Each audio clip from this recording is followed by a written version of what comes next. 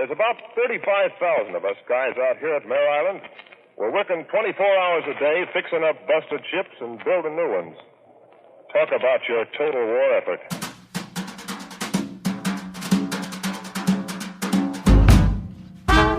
Brother, we got it here at Mare Island. Hello, everybody. I'm Justin Crosley. I'm Ryan Gibbons. I'm Kent Fortner. And this is Battleships to Beer. 10 years of Mare Island Brewing Company. And fellas, we're on episode 2. It's happening, I guess. We're doing it. It's going on. I think we're going to dive into some pretty serious history of Mare Island on this one. But first, we ought to enjoy ourselves a Farragut's Farmhouse barrel-aged Saison, if we can. Yeah, I'll take this wire hood off of it and cork and share it around. It's actually a nice barrel-aged, and let's see if we can get a... Okay, yeah, there. Get a little pop out of there. Beautiful on that. Nice. Spill. So while Ryan is pouring that, Justin, can I update? We have we told you about the anchor? I don't think we've even mentioned the anchor to you. No.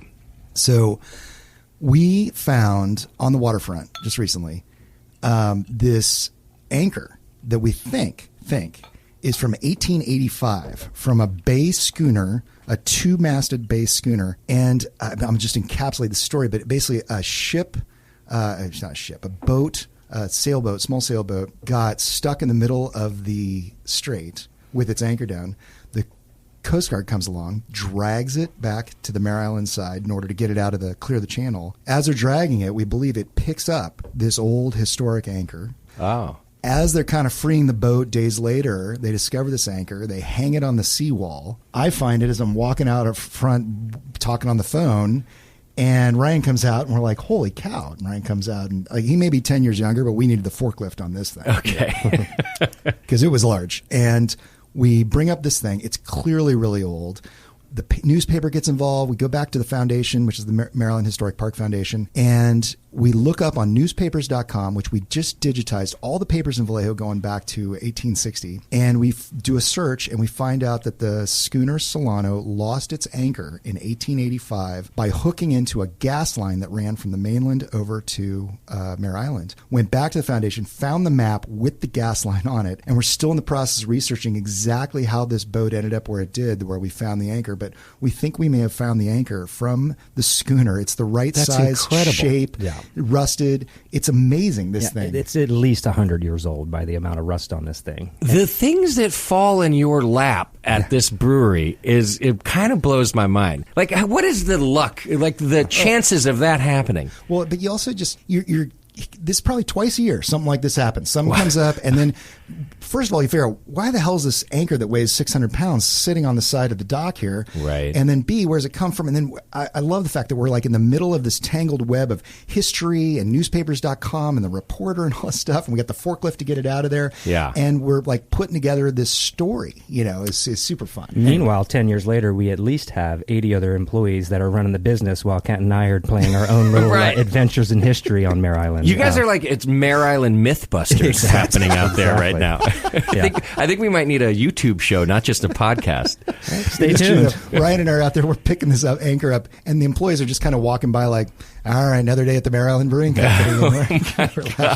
Anyway, that was the anchor. Because I'm so excited about it. But Ryan, let's go. The Farraguts, you got it poured here. Well, I just want to request that the saga of the anchor, maybe now as the podcast goes on, we get regular updates about where you're at. Because I personally want to know what's up. That's fair. Yeah, you bet. So we have the Farragut's Farmhouse barrel-aged Saison here.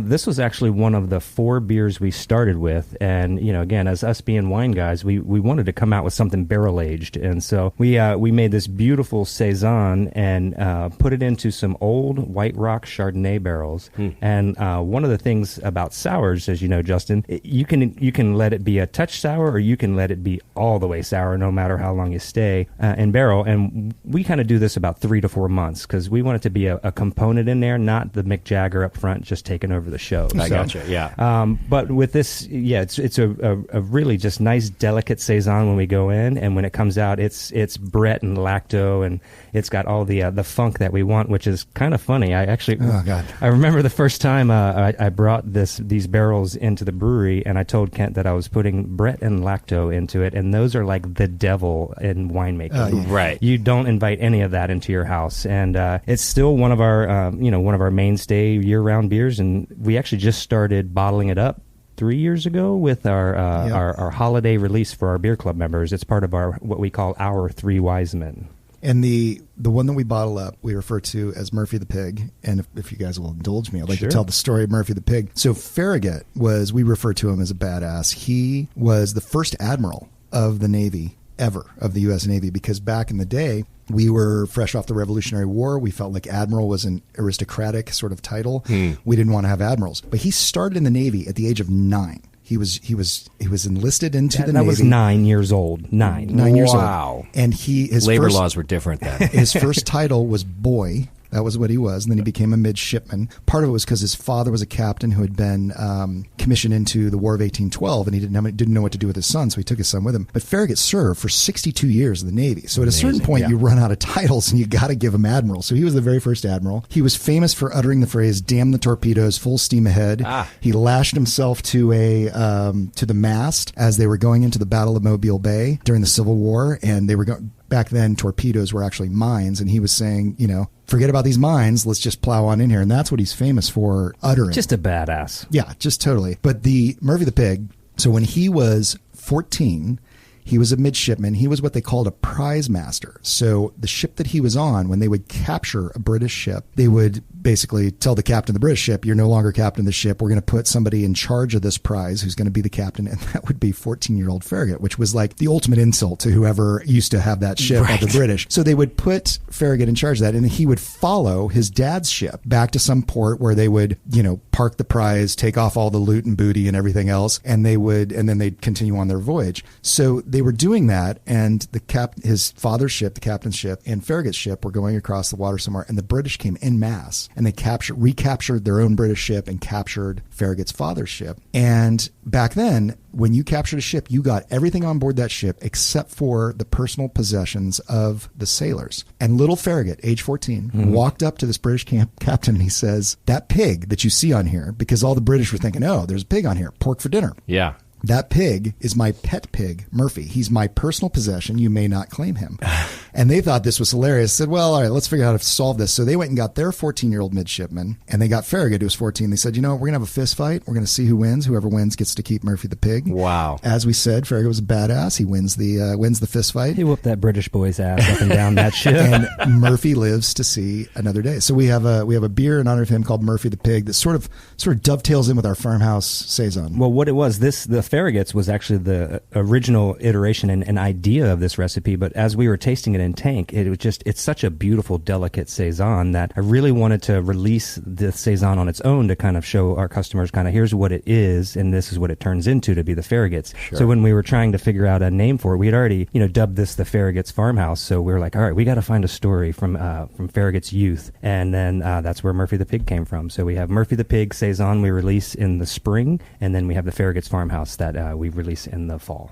This is a beautiful beer, and you mentioned that you didn't want it to go too crazy with the wild stuff. The Brett in this is the perfect kind of Brett in my mind, because you have Brett that can be pretty bitter, and you have Brett that tastes more like bread, like this one does. It's like a breadier. Yes. And that softer characteristic, I think, goes great with Chardonnay barrel. I was say, you've got that nice wood kind of background into the flavor of it as well. That balances it. If you had a stronger sourness, you might want more bitterness from the Brett. But Sure. I think the way that you guys are doing this, the age is perfect. This is a very nice beer. Thank you. And I also do have just one more question or a wonder about Farragut, this amazing kid. Does he also hold the record for the longest military tenure in history, I wonder, at 62 years? I'll tell you what, we were asking if anybody wanted to call in or email in and give us any questions. Yeah. That is a good question. I will have an answer for you within a couple episodes. Okay. I had to go back and figure it out, but I can absolutely get that answer. I mean, that is one heck of a tenure, right? Yeah. So I just want to add to his badassness and give him some records too, Well, I can tell you at the foundation, the Historic Park Foundation, every shipyard commander at the end of the day throughout the entire history of the shipyard, they wrote a journal at the end of the day. And later on, it was weather reports and what was coming and going. But in the early days, we actually have the journal that Farragut wrote by hand talking about putting up the flagpole in order to legally be able to kick the squatters off the island. And then it's signed at the bottom by Farragut himself. So we actually have those at the foundation, which is super cool. Because one of the things that in Farragut's tenure is he was sent out to Mare Island to be the first commander of Mare Island. So he definitely is our forefather in that aspect. Yeah, he's Admiral is the right word, I think, by the end of his career, right? Yeah. All right, let's do this. We're going to take a really quick break, and I think this is just the perfect time to come back and start talking about the Mare Island Historic Foundation and how Kent is such an integral part of it. We'll be right back on Battleships to Beer.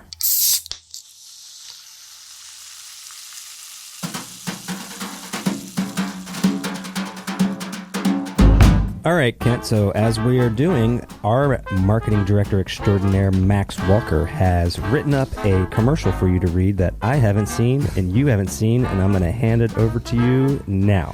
All right. This episode brought to you by shampoo. I've never used it, but I'm told it's an excellent product for stripping your hair of excess oil and grime, leaving it feeling soft, silky, and brimming with body.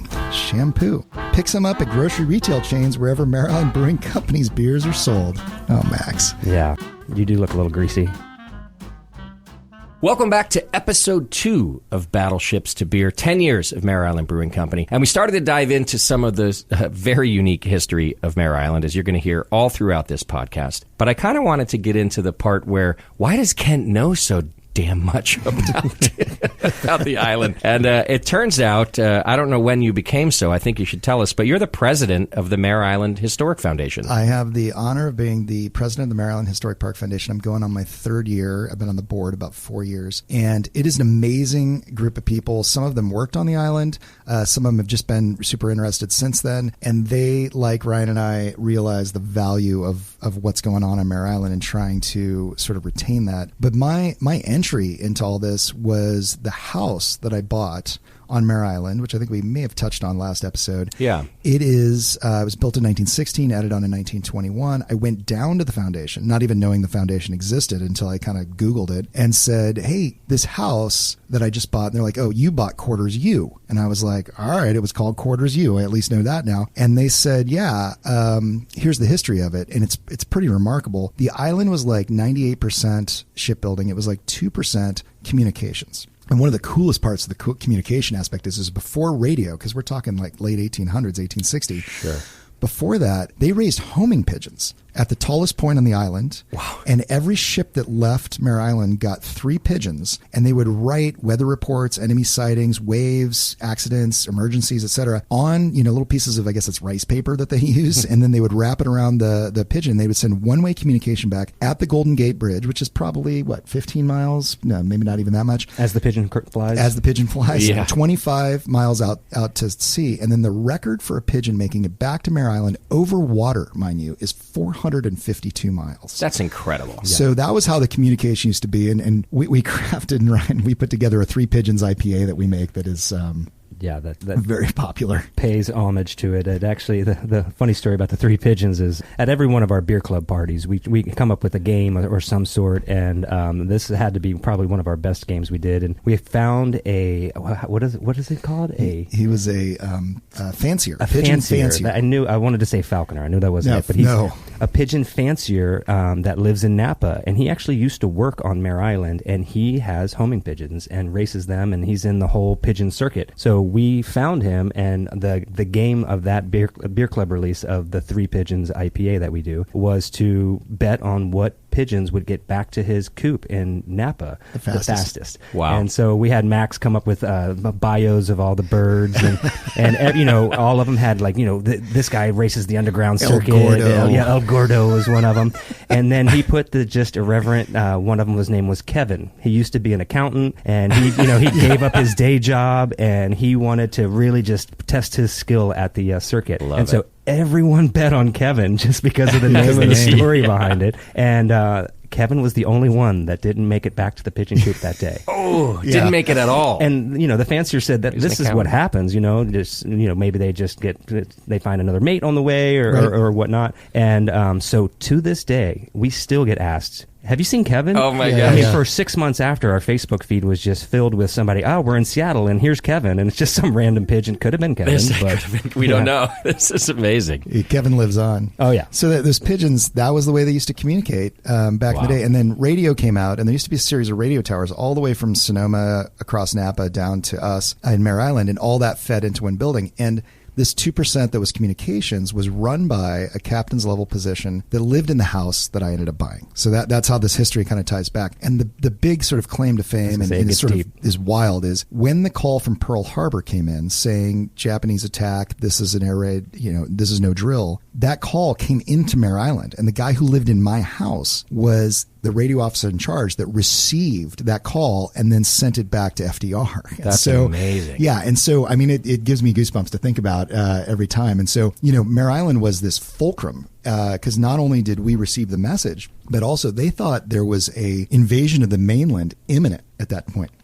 So they built all the bomb shelters on Mare Island, got built in like 2 weeks within that. And one funny thing is they used to put up what they call barrage balloons, which were these giant helium balloons on cables. And the idea was that if a Japanese Zero was coming in, they would clip their wing on one of these cables. But the reality is we're in the fog a lot of the time because we're in the Bay Area. Yeah. And these barrage balloons hung up above the fog, and they decided, actually, we're drawing a big target on the island for the bombers if we were to do this. Yeah. And so they ended up taking the barrage balloons down. But basically, when Pearl Harbor hit, we were, I'm clearly the ground zero for that was Hawaii, but we were the first. And there's a woman, Joanna Shively, that lives locally. She was 9 years old when this all happened, and she's very sharp. She will recall for you what it was like. They had to go to blackout curtains. They thought the Japanese were coming. Like, I don't think that we in today's society can really understand the threat and what happened. I mean, 9/11, as awful as it was, like, it wasn't like what was going on back then where they thought that we were going to be annihilated like any moment. Sure. I mean, that 9/11 was a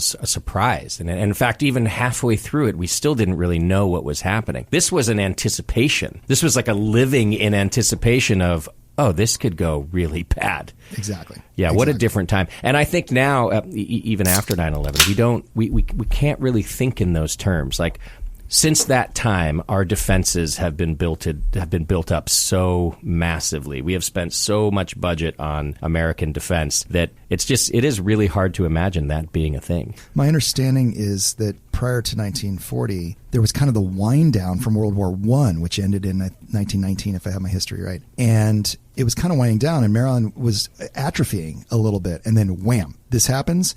40,000 people working on the island within weeks, and trying to figure out how to feed those people, transport them around, get all the materials there. Like, I often say, if I could go back to one time on Mare Island for a day and just go walk around with a notebook and take notes, it would absolutely be about a month after Pearl Harbor, because that was, I mean, if you ask the folks that were in the war at that time and what they wrote down, they'll tell you that, Iwo Jima's going on, D-Day's going on, everything else, but the welding gun won the war. They put the ships together, they got the soldiers and the sailors there to take on the war, and the amount of pride that went on Mare Island is incredible. Well, and that's what I was going to kind of comment on too, the camaraderie. It wasn't just that we mobilized that fast. It was the mentality of Americans to help mobilize that fast. It was, we're in this together. We need to do this now. And what a great, coming together, which, I think we can relate today. This is something that gets talked about. Like, are Americans coming together? Are we doing these things? So it kind of gives me chills to think about how it wasn't just a fast mobilization, but it was enabled by Americans who cared. Absolutely. Sure. 100%. So the radio comes through about Pearl Harbor. Yep. Goes to your house that you now live in. It goes to the local it goes to the radio communications office on the island, which is run by the guy who lives in my house. Just to clarify. Okay, and then just because I'm curious, gets sent off to FDR, and that's really the first that we hear that Pearl Harbor's under attack. I just want to make sure I understand what we're. You're absolutely 100%. And well, unless you believe certain conspiracy theories about FDR and Pearl Harbor, this was the first FDR ever heard about Pearl Harbor. He got that message relayed from Mare Island. Amazing. Yeah. Amazing. You guys have a beer named after this yet? You must. You have a beer named after everything. No. Yeah, not that one. Okay. Yeah, not that one yet. But I mean, we have a to be continued. Yeah, we've got like 100-foot list in 2-point font of beer names, and it's just I got to have recipes to match it. And ever since we found this anchor, we're like, all right, well, Anchor steams no more. I'm sure they have a patent on all this stuff, but we got to work the old rusty Anchor into a beer name somewhere. For sure. All right, well, tell me more about the island at this time. Well, I think there's all these prominent features. If you come out to Mare Island, and we certainly invite you out to come have a pint and wander around, the dry docks are one of the most spectacular parts. And you can walk over and look at them. They were the first dry docks ever built on the West Coast. I don't know how Dry docks being where you repair ships, correct, right? Okay. But dry dock being you pull the ship in as in water, basically, and then they close it off. They pump all the water out, and the ship ends up sitting on blocks on the bottom so that you can repair in dryness everything underneath it. Okay. And they were dug, this is in the early 1900s. It was either 17 or 19 years it took them. They basically dug it by hand and by some steam shovels and by horses. And they quarried granite from the Sierra Nevadas into a trapezoidal shape, brought it down, kind of hand chiseled it, and dropped it into place. And all that Sierra granite is still there to this day, which is super cool. And that's Dry Dock 1. There's actually 3 other dry docks. Those are all in use right now. But Dry Dock 1 has only been flooded once since the base closed in 1996. Actually, Ryan, you were there, weren't you? I was there when it happened. It, one of the cool things about Mare Island is just the way it looks, the way, it just has such an awesome aesthetic that it's really good and prominent to use for filming and for the film industry. So there's actually been quite a few commercials done on there, but I guess the Transformer movie Bumblebee. Oh, yeah. The very, last battle scene or whatever happens in this industrial area, and it's over a dry dock, and that happened and filmed right there on Mare Island. Incredible. And being from Maryland, my mom just happened to be out in town at the time, and the guy who was running the film company at the time, he's like, hey, you want to come see the filming of this? And it was an odd experience just because it was a lot of CGI, so you just see a helicopter flying around, you don't really understand it, but seeing it back when the movie was put together, it's just pretty incredible to see that. Just the background, the background for sure. So the dry docks have seen a little bit of a renovation here lately, where we've got the company called Mare Island Dry Docks has contracts with Navy ships again, and are actually fixing Navy ships. And one of them, the U.S. Coast Guard Polar Star, it's actually the largest icebreaker that we have in the U.S. fleet. And its sole mission is once a year it goes down to Antarctica and it cuts through the ice so that a scientific expedition can go through, and then they come back. Kind of how it works out is the ship, it literally is so heavy, it goes up on the ice and it breaks the ice and then backs up, and with its propellers basically just makes a margarita with all the ice so that the ship can get through. And then every year that ship comes back to Mare Island if they get the contract, and they take the screws off, they refinish it, do any updates that they need to do, and we always know when the Polar Star comes in. They're worth like $1,000 a week in drinking. Awesome. I want to go out and see it too. Easily. And one of the cool things is when we first opened, all of these sailors were coming in, and 2 of them were the level 9 Master Chiefs, and so they had you could always tell a Master Chief versus a sailor. The sailors were still in their uniforms, and the Master Chief just looks like a normal guy, and he starts telling you what he's doing. And these guys became such good friends that it was around the time we were just bottling up our beer for the first time, and they said, hey, if you got any bottles, we'll take some and take some photos for you guys. And I was like, you guys can do that? And they're like, come on, we know how to store beer in a trunk.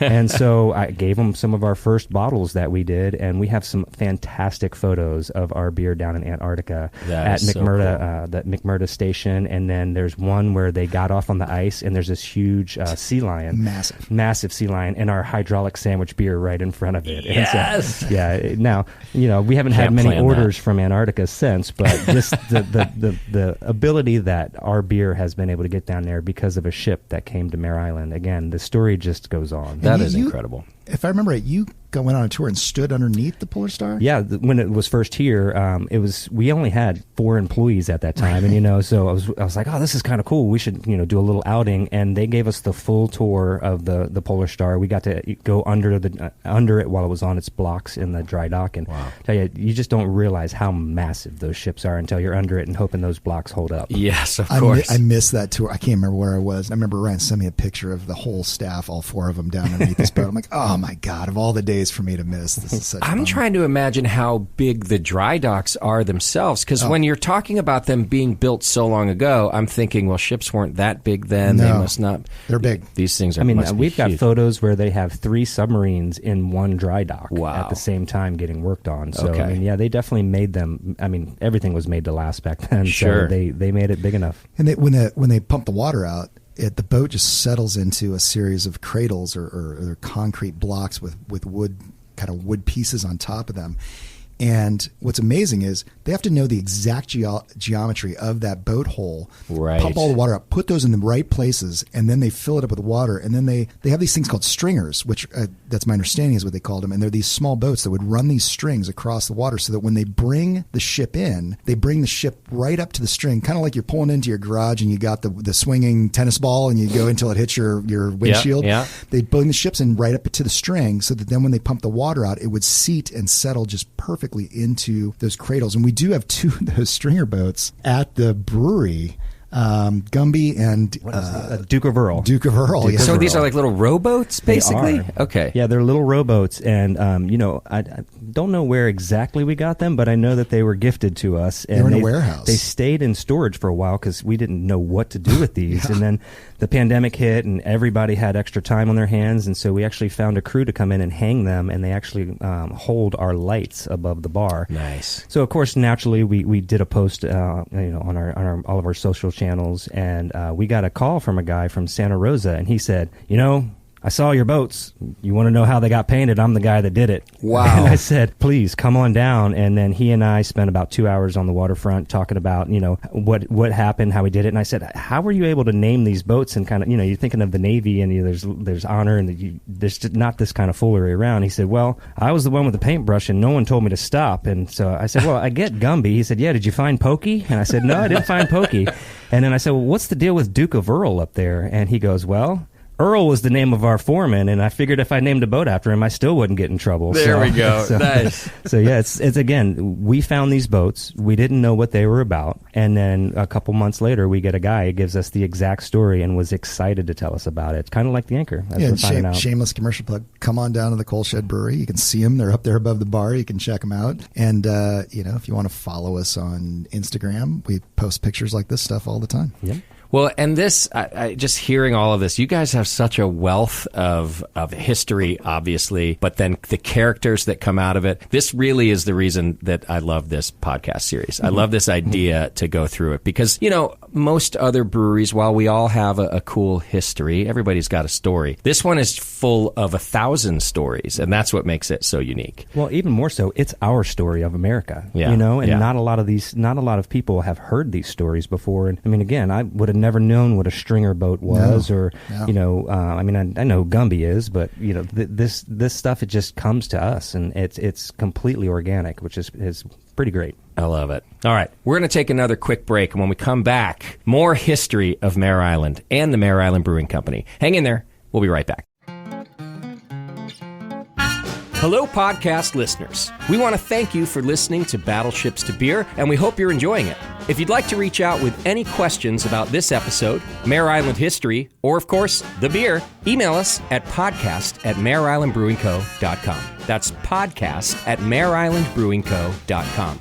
We'll do our best to get you answers, and your questions could appear in a future episode of Battleships to Beer. Now, back to the show. Welcome back to the Mare Island Brewing Podcast. We have been diving into a lot of the naval history of Mare Island itself, and we're going to do that. We're going to continue to do that now. Kent, the first aircraft carrier landing ever happened outside of Mare Island? Yeah, they took a ship that was on the waterfront there. They built a wood plank deck on it, and I have a photo of this, of the very first, it's like a biplane landing on this deck, and whoever was the pilot of that just had, he had to be a descendant of Farragut. Yeah. Badass number 2. Amazing. Wow. And when you look at it, there's 2 things about this picture that are amazing. And again, this is on our social media. Usually, on aircraft carriers, it's flat all the way along. And if you miss your landing or something, worst case would be you would go into the water on the other side. Sure. When they built this, there was a tower on the ship. And if this guy blew that landing, he was going to plow into the tower where the photo was taken from. Amazing. And there's also, you can see in the picture on either side of these like kind of black dots, and there's kind of a line between them. And I finally got told those were sandbags on either side of the deck, and there was a rope between them. And indeed, that plane had a tail hook, which is that's how they land in modern times right now. But their tail hooks in modern times grab a metal cable that's attached to hydraulics that slows things down. This was a giant hook that grabbed onto a piece of rope, like a solid, that was between two sandbags, and then it dragged the sandbags on the end of the rope across the deck, and that's how it slowed down. Oh my gosh. And so I just have this vision of all these people working on Mare Island, and here's this ship on the waterfront, and it's got this big deck nobody's ever seen before, and here comes a plane making the very first ever aircraft carrier landing with sandbags to stop it, and everybody's just kind of like, letting up a cheer. And it worked. It made it. It made it. It absolutely made it. It was the very first aircraft carrier, right outside where our coal shed is, actually. Am I wrong to be surprised that so much of this history and the first times happened on the West Coast? Because I thought the eastern seaboard was kind of the original naval, like headquarters. But so much seems to have happened on Mare Island. I don't.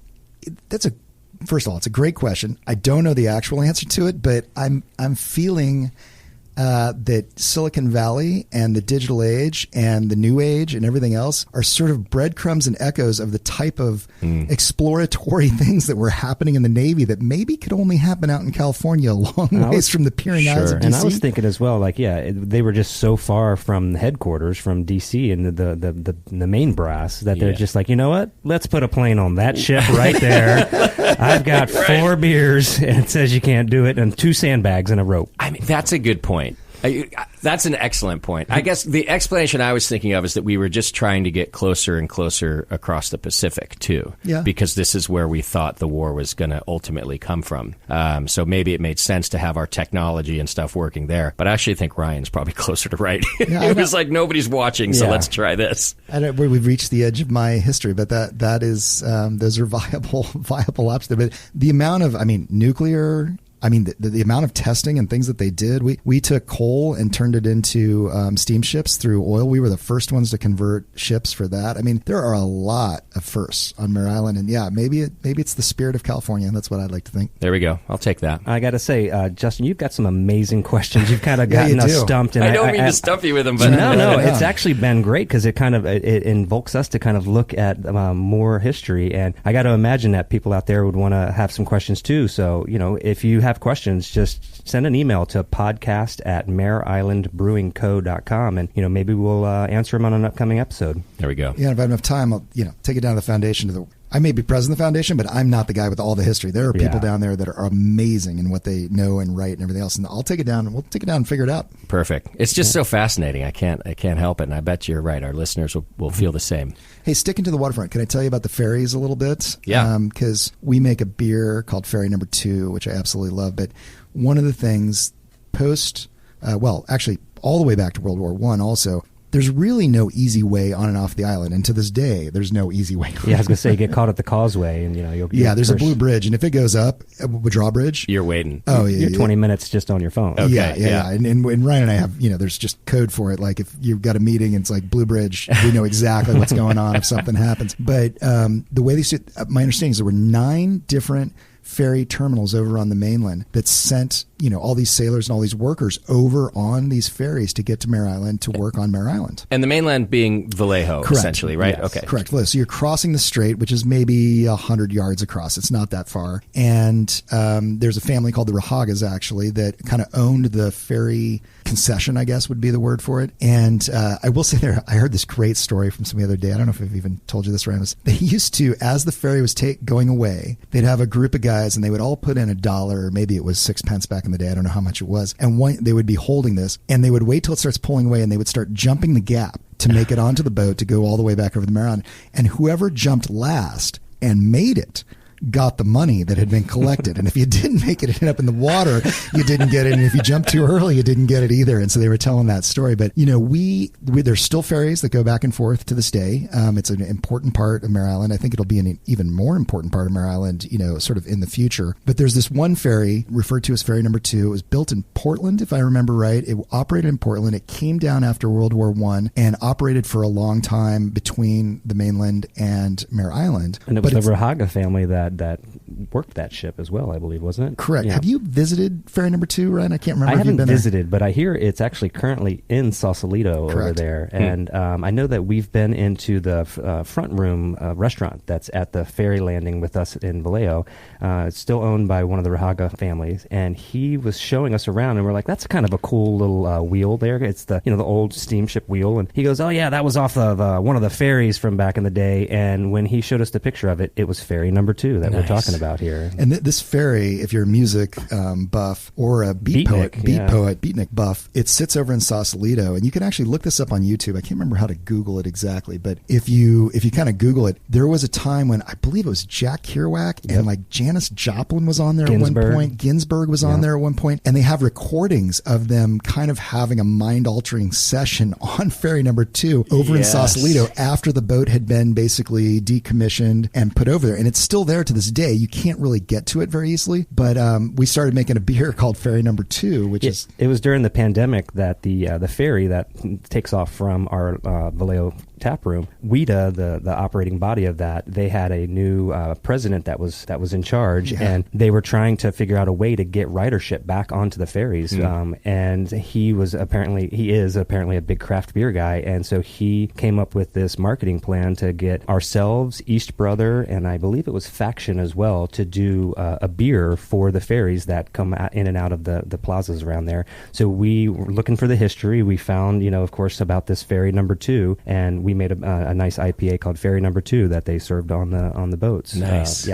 Funny enough, I did a segment on KTVU one time with a good reporter friend of ours, Frank Malacourt, and as I was on this segment, the segment was they were asking a question of somebody in Sausalito while I was in the brewery, and they were kind of talking about day trips or whatever. And the question they asked the person on the Sausalito side was, "Do you know what song was written on a ferry here in Sausalito?" And it ended up being "Dock of the Bay" by Otis Redding. And we went to a break, and I said, Frank, we make a beer for this one. I didn't even know that Otis wrote that song in there. Everybody knows that song. And everyone thinks it was written on like Pier 39 or something. Right, but it was probably on some LSD-induced trip back in the day on there. But... again, that ferry started on Mare Island or in Portland, but then transported everybody across the strait, and then ended up being, infamous over in Sausalito. Yeah. Incredible. Yeah. Sounds like a good place for a beer fest, Ferry Number 2. I'm sure there was more going on. Than that. But, there's just the stories about all of these ships are incredible. I mean, there's the USS California that, I know you love telling that story. So that's, and I want to be, we don't want to just rattle through history, but I guess that is the point of this this version of the podcast, or this episode of the podcast. The USS California, and if you come to the modern day Mare Island, to the historic core, and you stand outside Savage and Cook Distillery, which is good friends of ours, started by Dave Finney, who is is a winemaker as well. We know him through those categories. And if you stand there, there's actually a screen printed picture of this on a fence there that you can see. They built the first and only battleship on Mare Island. It was the USS California. It was built near the end of World War I, if I have my dates right. And it was so big when they built it, and they built it on dry land. They built the hull on dry land. It was so big, they had to demolish a building to make room for the bow of the ship, which was sticking up on the island. Wow. Well, when they demolished that, they basically left the chisel marks on the rest of the other half of the building, and you can still see those chisel marks to this day where the Savage and Cook Distillery was. So they got this giant battleship. I mean, I can't even begin to explain to you how big this thing is. You have to go stand there and kind of envision it. And when they launched these things, which is crazy, they had skids. This is where the term skid came from. Okay. Wooden skids that they build it on top of, and it's held in place with a bunch of chains and ropes. They grease up the skids with hundreds of thousands of gallons of lard because it was the cheapest lubricant that you could have in that day. Okay. They had these ship launching parties, 5,000 people on the shores of Mare Island, 5,000 across the water on the mainland on Vallejo. They have a band. They have some prominent female. They bring out a bottle of champagne. They bang it across the bow. They cut the ropes, and this thing just is supposed to majestically slide into the strait and then come to the end of its chains and stop. And then they would tugboat it over to the side and build the rest of the ship. Just so I have a vision, because I've seen these things before, and sometimes they're sideways and sometimes they're long ways. This would be long ways. Okay, all right. That's the way our building ways on Mare Island are built up. But it's a great question. So this one, it goes in, they kind of blow the calculations because they've never never had a ship this big. It snaps all of its chains. It keeps going, and it plows in to the far side on the Vallejo waterfront where all these ferry docks are, where the Rahagas place is. There's 5,000 people over there. They say it was a 10-foot high wall of water that just doused everybody on the far side. And then it's either 10 tugboats, 24 minutes, or 24 tugboats, 10 minutes, I can't remember exactly, to pull it off the mud and bring it back over to Mare Island. And so that was the last time we ever built a battleship on Mare Island, because they just turned out to be too big. And no lasting damage to this brand new ship? Apparently not. Not that they admitted. If you come to the coal shed, we have a photo of it stuck in the mud over on the Vallejo side, and everybody's kind of just curiously looking at it. And there's all these, old Model Ts and all the stuff around it, looking at this. A lot of very wet people just standing yes. there. That's incredible. Yeah, it's kind of nice to have the Savage and Cook Distillery there as well, kind of getting into a little beer here. Yeah. We've got some great friends, the master distiller Jordan there and Dylan. They actually let us use their barrels for some of our whiskey-aged things. So it's nice having a really premium brand whiskey distillery on the island to be able to have that connection. Sure. You guys have the wine component happening there, both with yourselves and others. You've got the distillery components, and, of course, you guys, the brewery. It's a nice little island we got going there. Well, the proverbial cup of sugar that you got to borrow. I mean, the number of times that they call over and they're like, "Do you have, etc." You name it, this cleaning component or whatever." And we're like, "Hey, we need a barrel for this," or we've run out of dishwasher detergent or whatever, and everybody just because we're on an island, we're kind of our own thing, and there's on top of all that. Anything you want fabricated or manufactured, that lives on Mare Island. There is my favorite is Ryan. We need a doohickey here that can do this, and if Ryan can't 3D print it, which we maybe need an episode about Ryan's 3D printing, but if he can't 3D print it, somebody will manufacture that for us on Mare Island. They're all still doing that work. Well, I'll do the shameless plug for you guys because I truly believe this. It's a cool place to visit. So the last time I went and hung out with you guys for an afternoon, then I went over to one of these old admirals' houses, I think it was, that is now a winery tasting room. Yep. Mm-hmm. They had an event space happening in the back. I'm pretty sure someone was having a wedding the following day. It was just gorgeous. You can hop from the different places. There's sort of a historical route you can follow around the island. Just every bit of it makes for a really cool afternoon. And so that's my personal plug for going to the island of Mare Island and going to Mare Island Brewing Company, because it really is an afternoon. I'm sorry, guys, but I don't send people there to just go have a quick beer. I tell them, if you guys want something to do for an afternoon, go to Mare Island. Yeah, and it's not keep in mind, this is not a polished experience. The island's still undergoing all this, and getting from place to place, you're walking across railroad tracks, you're encountering all this stuff. But good point. There's awesome hiking. You can go up to the point where the homing pigeons were raised originally up there. It's a 360-degree view of the whole bay, which is part of why the homing pigeons were so good. Yeah. And, honestly, come by the brewery first, and we'll tell you, I think we're going to do another episode later on actually World War II history, because we've only covered kind of through World War I. But, there were the parts, I'll just tease it, where parts for the atomic bomb were loaded and where they were stored. There's a taco truck there right now on Mare Island. So we'll send you over to that taco truck. You can have what we refer to as the atomic taco. Atomic tacos. That's what I was going to say. If that truck's not called atomic tacos, something is wrong. Yeah. All right, guys. Well, another super fascinating episode for me. I'm looking forward to more and more. But before we finish, I think we're starting a little tradition here. We did it in the first episode where you guys get to spring a question on each other. In episode 1, I believe Kent sprung it on Ryan.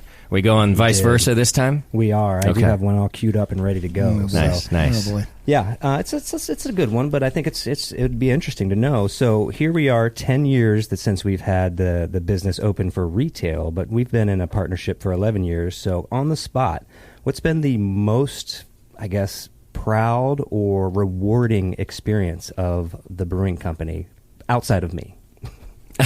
I'm not saying that I was it, but outside of the partnership, for sure. All right, so at the risk of stealing some thunder I think we were going to talk about cast characters in the future. There is a man by the name of Kieran Bach, and he is the best. He works for us. He had a long career. We can go into it at a later date. And Kieran walks in one day. Actually, Ryan is like, "Hey, Kieran, show it to Kent. And Kieran comes over and he lifts up his sleeve, and there is I'm not kidding, 4 inches in diameter, Mare Island Brewing Company logo tattooed Yes. on his shoulder. Nice. And I honestly almost teared up at the whole thing. One, Kieran is just the best. He's the hardest Salt of the working earth. guy. He's fantastic. And he and his wife, they're just fantastic. And then on top of that, we've talked a lot. We talked a lot in the last episode, like when you're onto something that's branding, when the brand has legs. When one of your employees gets your logo tattooed on their shoulder. Even more so, that's fascinating about it is Kieran's retired from his normal career, so I don't want to splash his age out there, but he has no other tattoos. Okay, wow. No other tattoos. He's waiting his whole life for the right tattoo. And I was speechless. Then I was like, is that removable? Is that like, did somebody draw that on there? And then the other thing I was thinking was, Kieran's got a job for life, because we're certainly not firing somebody ever who has gotten themselves a Maryland Brink tattoo. And I just, it's kind of a quip of an answer, I guess. But at the same time, like, it just made me realize, like, this is family that we got going on here, which was really, really fun. And we've definitely used it from this point forward to being like, all right, new person showed up. All right, Kieran, show them the tattoo that we make sure everybody gets. And then I also end it with, and if you end up not working out, we break out the potato peeler and it's just we move on. Makes sense, No, Kieran is fantastic. That's a great answer for it. Fantastic answer. $1 off beers if you show up with a Mare Island tattoo on your body. Even I remember we even tried to pay for it because we were just so just taken back, and he wouldn't let us. He's like, no, this is mine. That is incredible. Yeah. Well, you're right, Kent, in the way that just sort of solidifies what you're doing. It means that your passion for the company and the brand is bleeding over into others, literally in this case.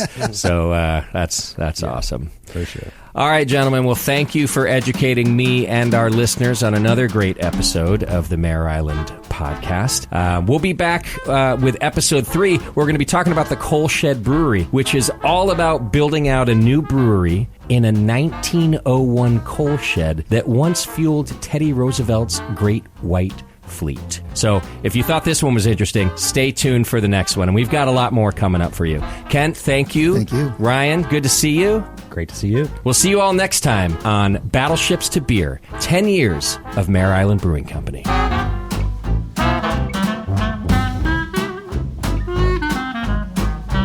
If you want to see historical and other photos to events referenced in this podcast, head on over to the Mare Island Brewing Company website at mareislandbrewingco.com or check out the link in the show notes for this episode.